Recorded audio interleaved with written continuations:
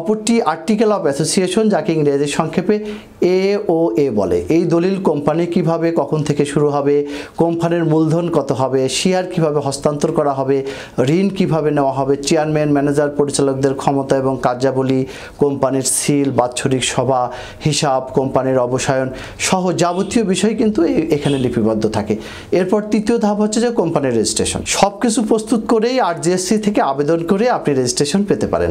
এর জন্য আপনার যে তথ্যগুলো প্রয়োজন সেগুলো হলো পরিচালকদের বিবরণ, যেমন নাম, পিতা মাতার নাম, passport number, email ID, mobile number, managing director যারা আছেন তাদের নাম, চেয়ারম্যানের নাম, সকল শেয়ার হোল্ডারদের এবং পরিচালকদের NID অর্থাৎ জাতীয় পরিচয়পত্র, সাথে টিন সার্টিফিকেট এবং 1 কপি করে ছবি, কোম্পানির ঠিকানা। কোম্পানির রেজিস্ট্রেশন ফি কত হবে তা নির্ভর করে কোম্পানির অনুমোদিত মূলধনের উপরে। এরপর চতুর্থ ধাপ সার্টিফিকেট অফ ইনকর্পোরেশন, যার JSC থেকেই ইস্যু করা হয়। কোম্পানি নিবন্ধিত হওয়ার পর ব্যবসা কার্য